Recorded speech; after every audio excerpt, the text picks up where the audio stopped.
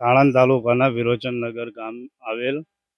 અહીંયા બહારવાસથી ખૂબ પાણી આવેલું છે. તો અમારી સરકાર સાહેબની એક વિનંતી છે કે અમારા દરેક ખેડૂત ભાઈઓને, દાખલા તરીકે કે અહીંયા મુસ્લિમ છે, દરબાર છે, હિન્દુ છે, દલિત છે, હરેક જાતના નાતીના ખેડૂતો રહે છે. તો અમારી સરકાર સાહેબથી એક વિનંતી છે કે અમારે આનું વળતર આપે.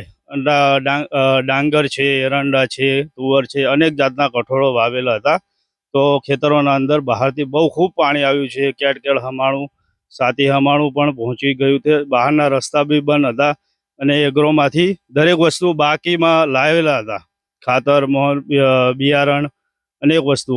તો ખેડૂતોને મિનિમમ 50-60 હજાર, 40 હજાર, કોઈ નાનું ખેડૂત હોય તો મિનિમમ 30 હજાર રૂપિયા તો ખર્ચ થયેલ છે. તો અમારી સરકાર સાહેબથી એક વિનંતી છે, નમ્ર વિનંતી છે કે અમારે સહાય કરે. વિરોચનનગર અમારી સીમની અંદર ઉપરવાસથી ઘણું પાણી આવતા અમે જે મોલ વાયેલો ડાંગર, કપાસ, એરંડા, તુવેર આ બધું નિષ્ફળ ગયું.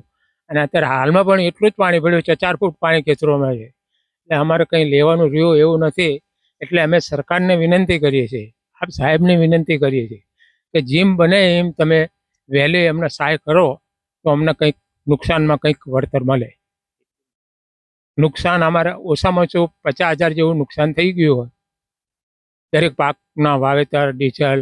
અમારા વિરોચનનગરની સેમની અંદર ઉપરવાસમાંથી પાણી આવવાથી પાક નિષ્ફળ થયો છે.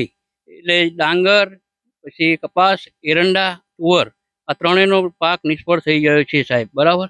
એટલે અમને જલ્દી જેમ બને એમ સહાય વધુમાં વધુ તકમાં અમને મળે. પછી ખાતર ડાંગરમાં નાખ્યું, ટ્રેક્ટરનું ડીઝલ બધું કશું અમે કેટલી મહેનતથી અમારો મોલ પકવ્યો હતો, પણ અમારા ભગવાનને દયા ઉપર કરવી હતી આ બધું થઈ ગયું, બરાબર. હવે અમારે કોઈ આધાર રહ્યો નહીં, સરકારનો આધાર છે.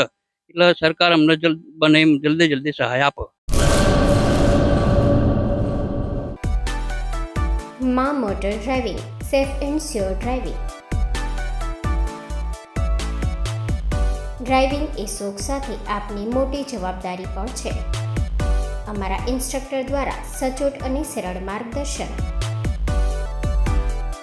આપની રોજની તાલીમની માહિતી મેળવીને શું અધુરાશ છે એના ઉપર પૂરું ફોકસ કરાય છે.